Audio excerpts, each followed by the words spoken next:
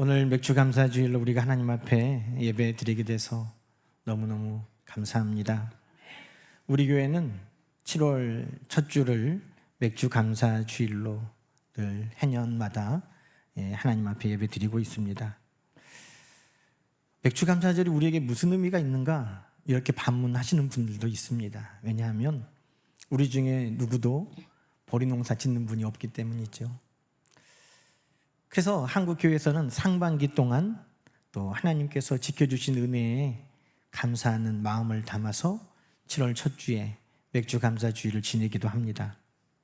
물론 맞습니다.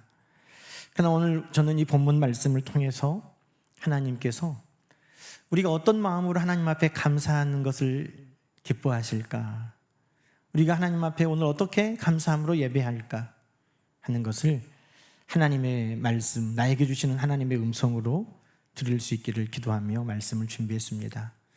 오늘 우리가 하나님께서 늘 기뻐하시는 감사의 모습으로 하나님 앞에 설 수 있기를 주님의 이름으로 간절히 축원합니다. 여러분, 오늘 우리가 신명기 16장 9절부터 12절까지 말씀을 읽었는데, 말씀을 읽는 중에 좀 이상하다, 어울리지 않는다 하는 말씀이 있었습니다. 그것은 12절이었습니다. 12절 말씀 여러분 다시 한번 읽어볼까요? 너는 애굽에서 종되었던 것을 기억하고 이 규례를 지켜 행할지니라. 여러분, 지금 감사하는 절기를 지냈는데 왜 하필 그 옛날에 못 살았던 그때 이야기를 하시는 겁니까? 왜 지금 감사에 대해서 이야기하고 계시면서 이스라엘 백성들이 기억하기도 싫었던 그 종되었던 그 모습을 다시 떠올리라고 하시는 것입니까? 아니, 지금 곡식을 추수해서 풍성한 양식이 있고 하나님이 주시는 축복들이 있으니까 그것 세어보면서 감사해라. 올해 너희가 받은 축복을 달아보아라. 받은 은혜를 세어보아라. 그러면서 감사해라. 그러면 될 것인데, 너희 애굽에서 종살이했던 그때를 생각해라. 여러분, 우리의 감사는 우리가 얼마나 곡식을 거두었는지 풍요로움에서 시작되는 것이 아닙니다. 우리의 감사는 하나님께서 나를 구원해 주셨다는 그 은혜에서부터 시작하는 것입니다. 하나님은 지금 그것을 우리에게 말씀하고 있습니다. 이 감사 절기를 무엇을 기억하고 우리가 하나님 앞에 감사할 것인가? 지금 내가 수확한 그 양식으로 인하여 감사할 것인가? 내가 잘된 이 일로 인하여 감사할 것인가? 하나님께서는 나를 구원하여 주신 그 은혜를 기억하고 감사해라 라고 우리에게 말씀하고 있습니다. 여러분, 하나님이 기뻐하시는 감사는 열매를 인하여 드리는 감사가 아니라 구원으로 인한 감사인 것입니다. 곡식은, 우리의 풍요로움은 감사의 이유이기는 하지만 그 감사의 출발도 아니고 시작도 아닙니다. 우리의 감사는 오직 나를 구원해 주신 하나님의 은혜로부터 시작하는 것입니다. 여러분, 이스라엘 백성들이 애굽에서 종살이 하던 때, 여러분 그때를 한번 생각해 보십시오. 그들에게 자유가 있었습니까? 자유도 없었습니다. 그때 그들에게 그럼 내일의 소망과 희망이 있었습니까? 그것도 없었습니다. 그들은 다만 벽돌을 굽고 벽돌을 만들면서 고된 노역의 채찍에 울부짖는 삶이 그들의 전부였습니다. 그런 그들을 하나님께서 긍휼히 여겨주시고 그들의 부르짖음을 들으시고 하나님께서 모세를 통해 그들을 해방시켜 주시고 홍해바다를 건너게 해 주신 것입니다.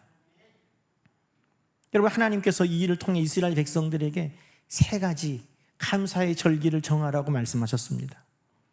첫째는 유월절이었습니다.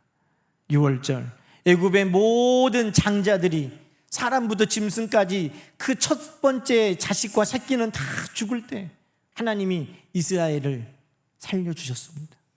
사망에서 건져주신 그 구원을 기념하는 절기로 감사라고 하셨습니다.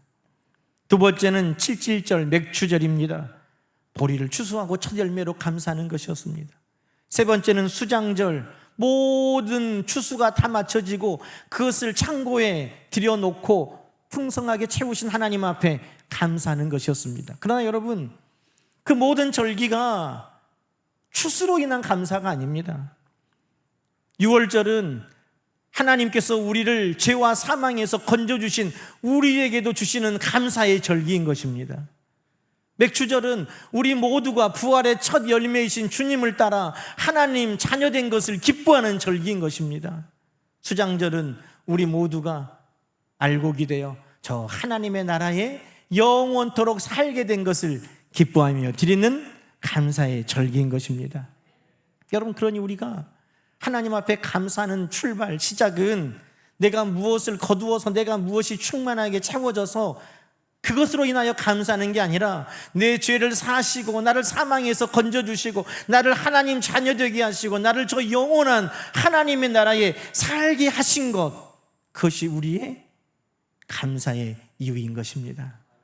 여러분, 맥주절을 감사하는 우리에게도 하나님은 말씀하십니다.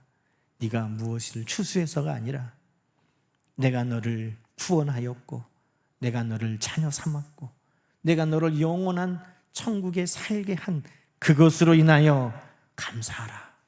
여러분, 그것이 하나님께서 오늘 우리에게 애굽의 종되었던 것을 기억하고 이 절기를 지켜라 하시는 오늘 나에게 주시는 하나님의 음성인 것입니다.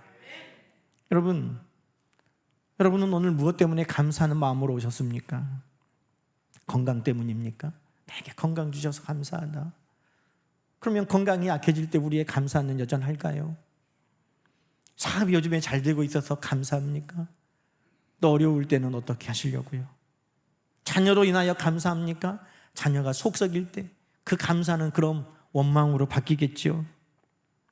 그러나 여러분, 오늘 우리의 변함없는 감사는 하나님의 은혜, 예수 그리스도의 십자가에 있는 것입니다.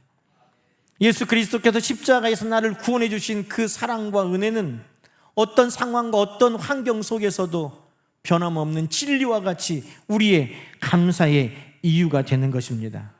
곡식은 풍년이 될 때도 있고 흉년이 될 때도 있습니다. 세상 만사가 다 오르락갈 때가 있고 내려갈 때가 있듯이 여러분, 건강도 변하고 경제적인 상황도 변하고 세상의 모든 것들이 바뀌어갑니다. 그러나 변하지 않는 것은 하나님의 사랑과 은혜입니다. 십자가의 구속의 은혜입니다. 그러니 우리는 변함없는 그 하나님의 사랑과 십자가의 구속의 은혜를 통하여 하나님 앞에 감사하는 것입니다. 그래야 변함없는 감사의 사람이 되는 것이죠. 여러분, 사도 바울은 변함없는 그 감사의 이유를 붙들고 하나님 앞에 감사했습니다. 항상 기뻐하라, 쉬지 말고 기도하라, 범사에 감사하라. 어떻게 범사에 감사합니까? 사도 바울은 감옥에 갇혀 있었지만, 매를 맞고 그가 고통 속에 있었지만, 때로는 굶주렸지만 감사가 멈추지 않았습니다. 환경으로 인하여서 오는 감사가 아니었기 때문입니다. 사도 바울은 바깥에서 자유로울 때는 감사하고 감옥에서 묶여 있을 때는 감사가 사라지지 않았습니다. 그가 모든 것이 풍족할 때는 감사하고 굶주릴 때는 감사가 사라지지 않았습니다.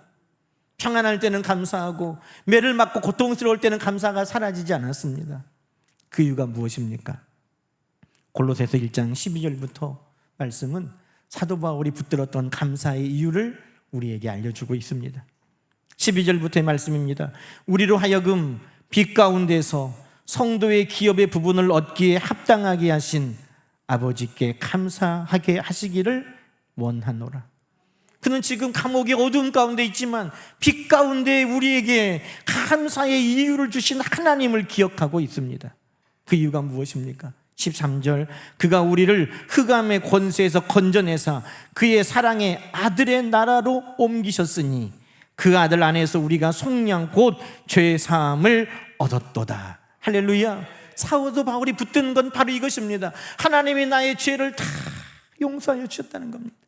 예수 믿는 사람들을 잡아다 죽이고 핍박했던 그 갚을 수 없는 죄를 용서하여 주셨습니다. 하나님의 자녀, 아들 되게 하셨습니다. 그리고 아들 되어 저 하나님의 나라를 나에게 물려주셨다는 것입니다. 여러분, 이것만 생각하니 사도 바울이 감옥에서 매를 맞고 굶주려도 하나님 앞에 감사하지 않을 수가 없었다는 것입니다. 우리는 가끔 감사를 잃어버립니다. 감사의 시작과 출발이 나의 죄를 용서해 주시고 구원해 주신, 하나님의 자녀 되게 해주신 저 하나님의 나라를 나에게 주신 것으로부터 시작하지 아니하고 이 땅의 수확으로부터, 이 땅의 어떤 것으로부터 시작할 때 우리의 감사는 방황하게 됩니다. 사업이 어려우면 감사할 수 없게 되고, 몸이 아프면 감사할 수 없게 되고, 뜻대로 계획대로 되지 않으면 감사할 수 없게 되는 것입니다. 그래서 오늘 하나님은 우리에게 너의 감사는 애굽의 종되었던 것을 기억하면서 감사해라 라고 우리에게 말씀하고 있는 것입니다.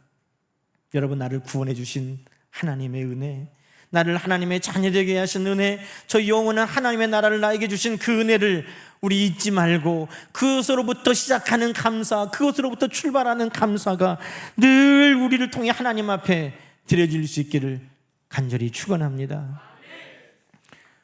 저는 이 말씀을 본문으로 정하고 몇 주간 하나님이 기뻐하시는 감사는 뭘까 고민했습니다. 하나님이 기뻐하시는 감사는 뭘까? 그래, 하나님으로 인한 감사지. 그런데 저는 이 말씀을 계속해서 묵상하다가 제 마음을 울리는 하나님의 깊은 감동을 만났습니다.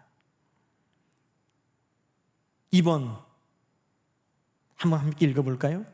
감사는 광야에서 배우는 것입니다. 오늘 설교 제목이죠. 광야에서 배우는 감사. 저는 이 감동이 너무 컸습니다. 감사는 어디에서 배운다고요? 광야에서. 여러분, 지금 이스라엘 백성들에게 하나님께서 너희는 감사의 절기를 지켜라, 감사함으로 나의 앞에 나와라 라고 명령하시는데, 지금 이스라엘 백성들이 어디에 있습니까?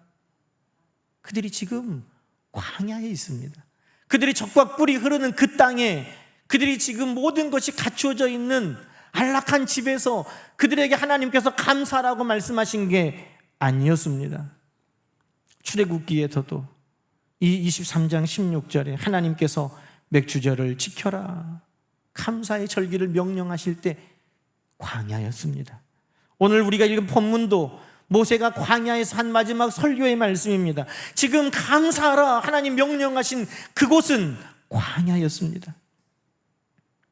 놀랍게도 하나님께서는 적과 꿀이 흐르는 가나안 땅에 들어간 이후에 감사절을 명령하지 않고, 그들이 안락한 집과 모든 것이 풍부한 중에 감사할 것을 명령하지 않고, 그들이 지금 광야에 있을 때 하나님은 감사하라 라고 명령하셨다는 것입니다.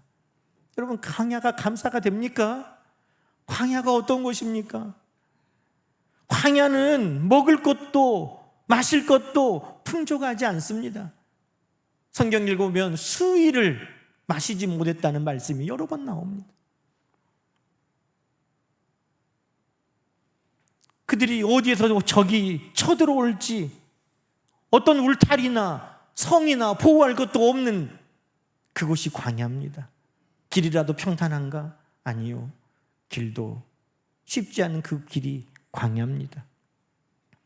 가장 감사하기 어려운 상황, 가장 감사할 수 없는 곳, 가장 감사할 수 없는 때, 가장 감사할 수 없는 그때 하나님께서 이스라엘 백성들에게 감사해라, 감사절을 지키라 라고 명령하셨던 것입니다. 여러분, 하나님은 풍요보다 뭘 가르치신가요? 풍요보다 먼저 감사를 가르치고 계시는 것입니다. 우리는 흔히 이렇게 말하죠. 돈이 많으면 그때 감사해야지. 병이 나으면 건강할 때 그때 감사해야지. 내가 직장을 얻게 되면 그때는 하나님께 감사해야지. 내 자녀가 합격하고 형통하면 내가 그때는 감사해야지 라고 우리는 흔히 그렇게 이야기합니다. 그런데 하나님은 풍요보다 먼저 감사를 시작하라고 우리에게 명령하시는 것입니다. 여러분, 풍요가 감사를 만드는 것이 아닙니다. 감사가 풍요를 누리는 삶을 만들어가는 것입니다. 다시 한번 기억하십시오. 풍요가 감사를 만드는 게 아니라 감사가 풍요를 누리는 나의 삶을 만들어가는 것입니다. 여러분, 사도 바울이 아니에요. 사울과 다윗을 보세요. 사울도 왕이고 다윗도 왕입니다. 그런데 여러분, 제가 이 말씀 준비하면서 사울의 삶을 보니까 놀랍게도 사울은 왕으로 하나님께서 그를 세워주셨음에도 불구하고 하나님 앞에 감사가 없어요. 여러분, 사울왕이 감사한 거 기억나세요?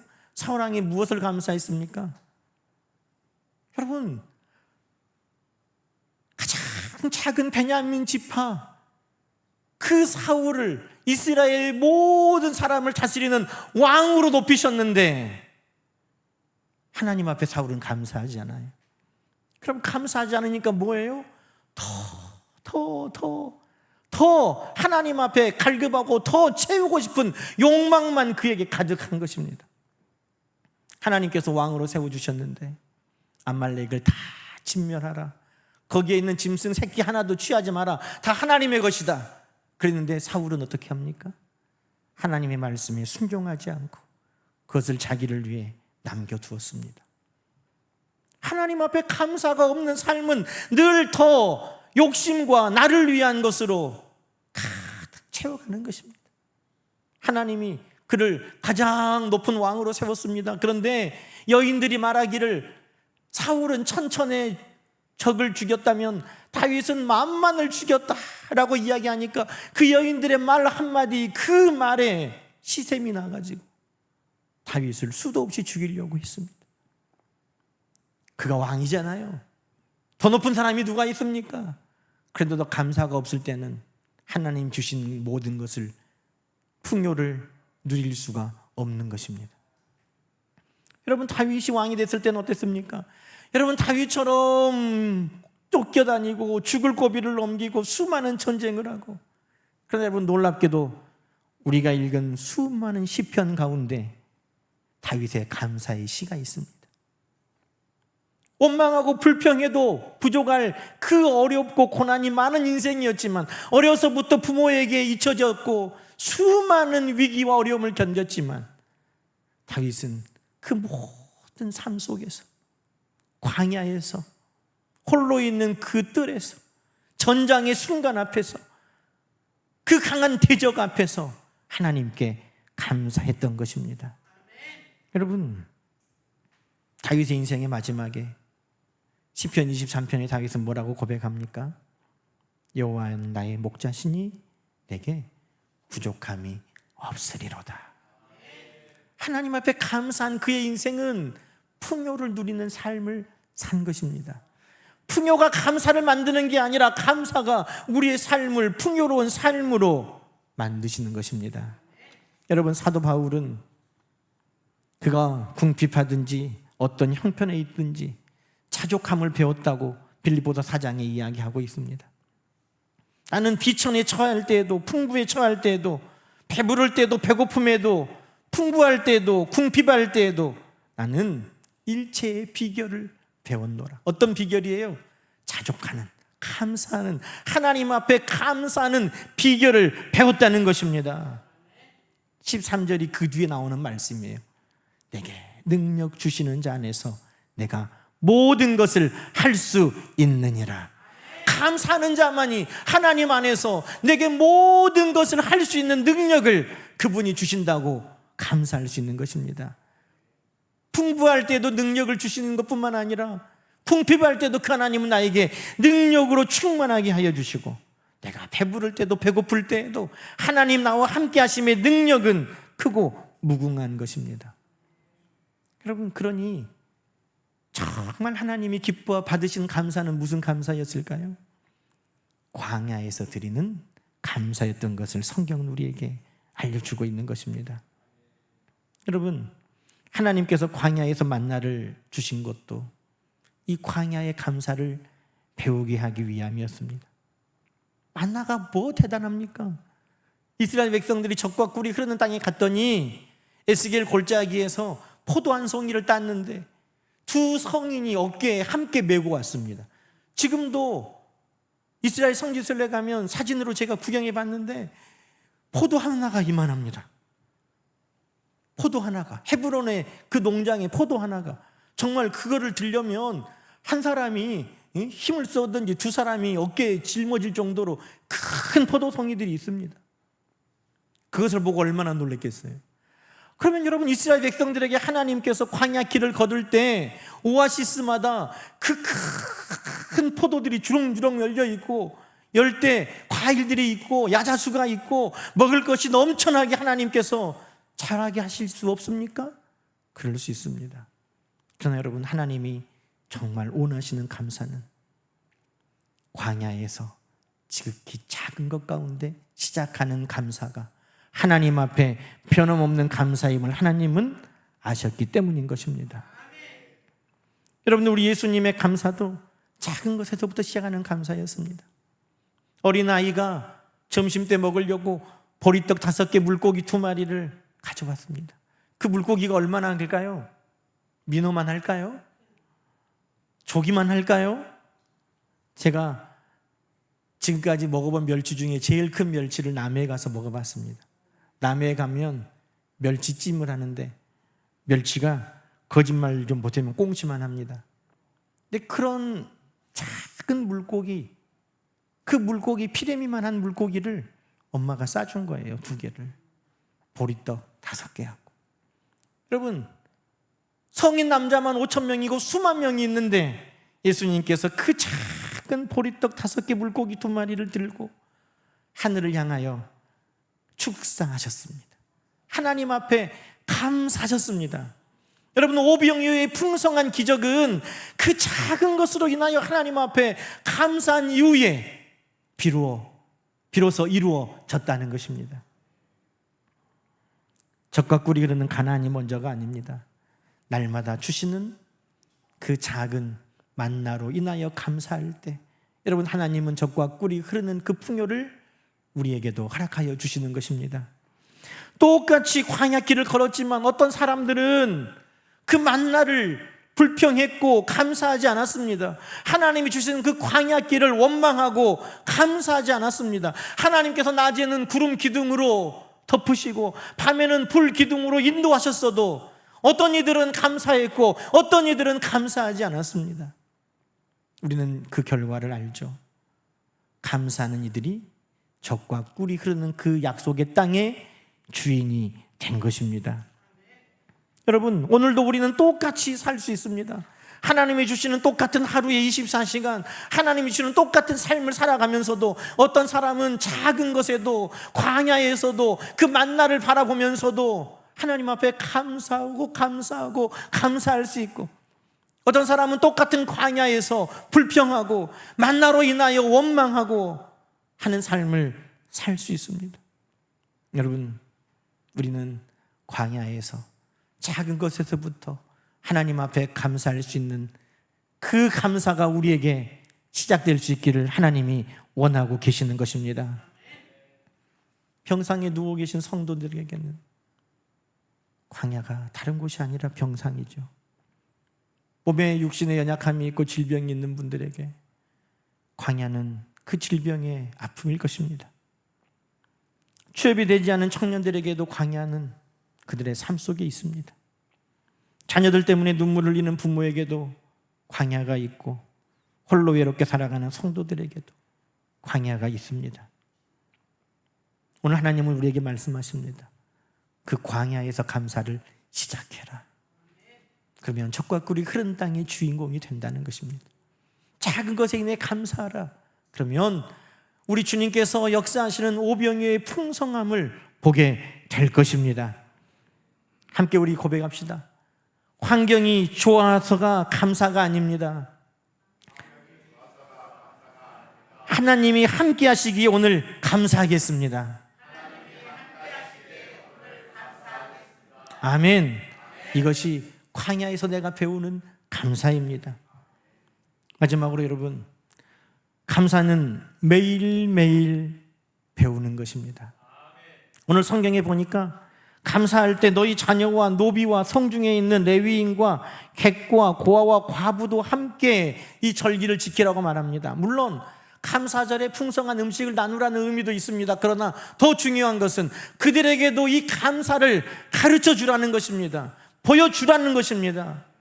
내가 하나님의 자녀된 그 기쁨의 감사, 하나님이 오늘도 광야길에서 나와 함께 하심으로 인해 광야에서도 작은 것에도 하는 이 감사를 여러분의 자녀들에게도 가르쳐 주십시오. 여러분의 이웃들에게도 가르쳐 주십시오. 그 감사가 얼마나 더 큰 놀라운 하나님의 축복을 우리에게 가져다 주는지 여러분이 증인이 되주시기를 주의 이름으로 축원합니다. 여러분, 하나님은 왜 날마다 만나를 조금씩 주셨을까? 그냥 한 번에 주시지. 만나를 일주일 것을 주시고 한 달 것을 주시지 왜 하루에 조금씩 만나를 주셨을까? 여러분, 왜 그랬을까요? 날마다 주시는 하나님의 그 만나로 인하여 날마다 감사하기를 원하셨기 때문인 것입니다. 감사는 특별한 날 하는 게 아닙니다. 감사의 절기에 하는 게 아닙니다. 우리의 감사는 날마다 하나님 앞에 드려지는 감사여야 하는 것입니다. 여러분, 오늘도 하나님은 날마다 우리 가운데 좋으신 하나님 아니십니까? 만나로 날마다 채우시는 하나님이 오늘도 하나님의 선하심과 자비하심으로 날마다 우리들 삶 속에 채우고 계십니다. 제가 우리 황장로님 기도할 때 뒤에서 막 웃었어요, 혼자. 황장로님 오늘 기도를 너무 잘하셨는데 일부 예배 때 내 설교를 다 듣고 요약을 했네. 아이고, 지금 기도가 다 내가 설교할 내용들인데 그 기도를 다 장로님이 하시는 거예요.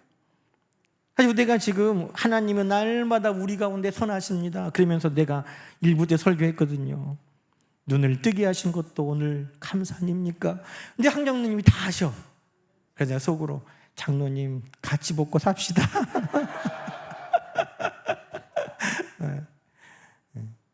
우리 장로님이 지금 설교를 막 요약하는 재미를 붙이셨어요.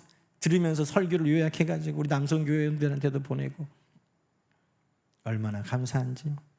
여러분, 날마다 하나님이 우리에게 주시는 넘치는 감사가 있습니다. 그 넘치는 날마다 주시는 감사, 그것을 우리는 날마다 감사해야죠.